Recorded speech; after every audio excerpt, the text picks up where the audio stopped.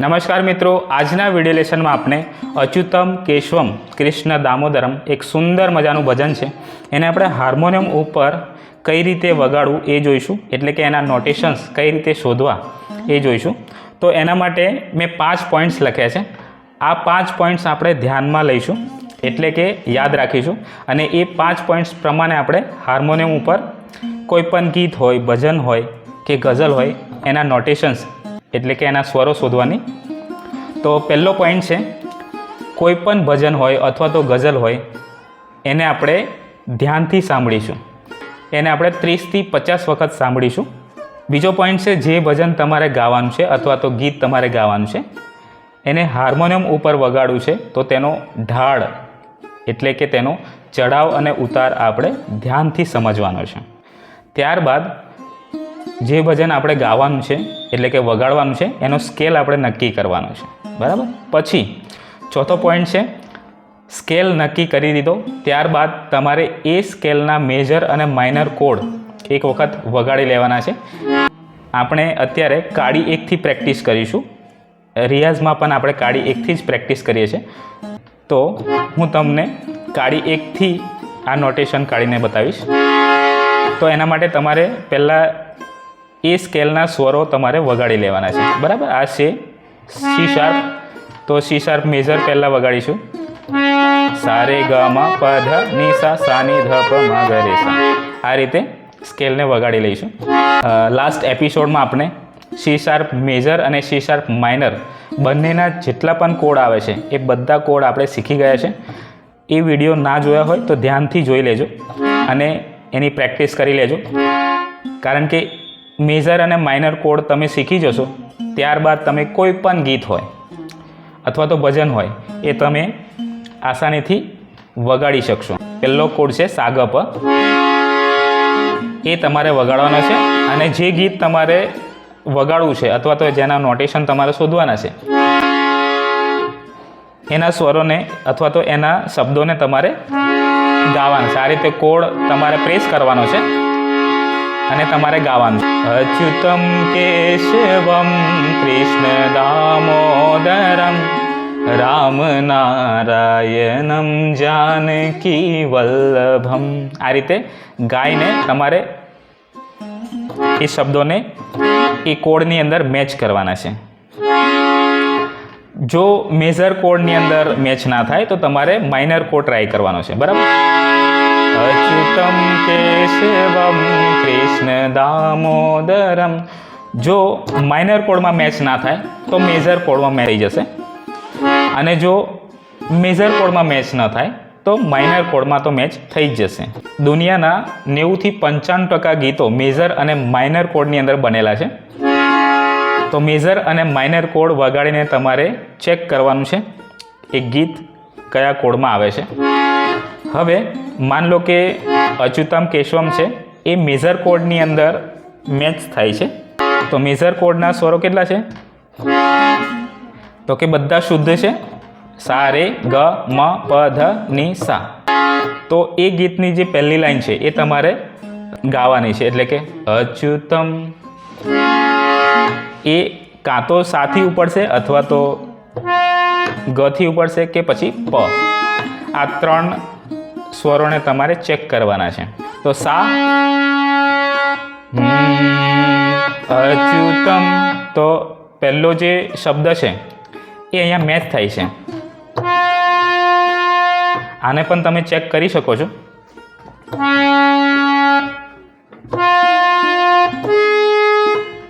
આ બહુ હાઈ થઈ જશે, આ પણ હાઈ છે। અચ્યુતમ, સા છે એ અહીંયા પહેલા શબ્દની સાથે મેચ થઈ જાય છે, એટલે શું કરીશું? અચ્યુતમ સા રે ગ, તો પહેલો શબ્દ આપણને મળી ગયો અચ્યુતમ કેશવમ, કેશવમ। બીજો શબ્દ પણ મળી ગયો અચ્યુતમ કેશવમ સા રે ગ ગ મ ગ રે, અચ્યુતમ કેશવમ સા રે ગ ગ મ ગ રે. તો બે શબ્દો આપણને મળી ગયા. સા રે ગ ગ મ ગ રે અચ્યુતમ કેશવમ કૃષ્ણ કૃષ્ણ સાની કૃષ્ણ દામ કૃષ્ણ દામ કૃષ્ણ સાની કૃષ્ણ દામોદરમ દામોદરમ અચ્યુતમ કેશવમ કૃષ્ણ દામોદરમ. તો આપણને પહેલી લાઈન મળી ગઈ છે. અચ્યુતમ કેશવમ કૃષ્ણ દામોદરમ સા રે ગ ગ મ ગ રે સા ની રે રે ગ રે સા રે ગ ગ મ ગ રે સા ની રે રે ગ રે. તો પહેલી લાઈન આપણને મળી ગઈ છે. બધા જ સ્વરો શુદ્ધ લેવામાં આવ્યા છે.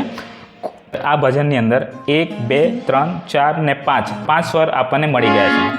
અચ્યુતમ કેશવમ કૃષ્ણ દામોદરમ રામ નારાયણમ રામ નારાયણમ સાની ધ રે રામ નારાયણમ. તો બીજી જે લાઈન છે રામ નારાયણ જાનકી વલ્લભમ રામ નારાયણમ સાની ધ રે. ફરીથી જોઈએ. રામ નારાયણમ રામ નારાયણમ જાનકી વલ્લભમ રામ નારાયણમ સાની ધ રે રે રે ગ રે સાની સા રે રે ગ રે સાની સા રામ નારાયણમ જાનકી વલ્લભમ. બરાબર. તો બીજી લાઈન પણ આપણને મળી ગઈ. સાની ધ રે રે રે ગ રે સાની સા સાની ધ રે રે રે ગ રે સાની સા. તો મિત્રો બે લાઈન આપણને મળી ગઈ. આ ભજનની અંદર અંતરો પણ આ રીતે જ વાગે છે. બરાબર. જેટલા પણ અંતરા હોય 2 હોય કે 3 અંતરો હોય તો આ 3 અંતરા આ રીતે જ વાગે છે.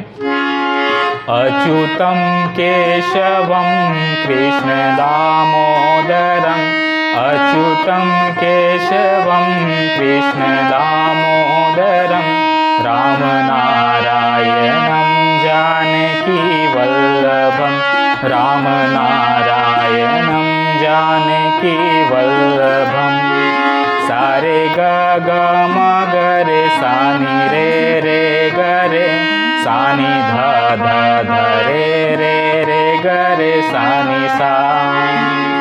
તો આ રીતે આ ગીત એટલે કે ભજન વાગે છે. આ જે છે એ મુખડું છે, એનો અંતરો પણ સેમ સ્ટાઇલમાં વાગે છે. એવા ઘણા બધા ભજન અથવા તો ગીતો હશે જેમાં મુખડું જે સ્ટાઇલમાં વાગે છે એ જ સ્ટાઇલમાં એનો અંતરો પણ વાગે છે. कौन कहते हैं भगवान आते नहीं, तुम मीरा के जैसे बुलाते नहीं, तुम मीरा के जैसे बुलाते नहीं. આ રીતે બધા જ અંતરા રિપીટ થશે. મિત્રો, ભજન ગમ્યું હોય તો લાઈક કરી દેજો અને ચેનલ ઉપર પહેલી વખત આવ્યા હોય તો ચેનલને સબસ્ક્રાઈબ કરી બેલ આઇકન ક્લિક કરી ઓલ પર ક્લિક કરજો, જેથી કરીને આવનારા તમામ વિડીયોની નોટિફિકેશન તમને સમયસર પ્રાપ્ત થઈ જાય. મિત્રો, નેક્સ્ટ વિડીયોમાં આપણે 12 સ્કેલ છે એટલે કે 12 સ્વરો છે એના બે કોડ્સ જોઈશું. એટલે કે ટોટલ 12 દુ 24 એટલે કે એક સ્વર છે એના બે કોડ્સ જોઈશું. તો 12 દુ 24 કોડ થશે. એ 24 કોડ્સને કઈ રીતે વગાડવા અને ભજનની અંદર કોઈ પણ ગીતની અંદર એનો ઉપયોગ કઈ રીતે કરવો એના વિશે શીખીશું. તો ચેનલની સાથે બન્યા રહેજો.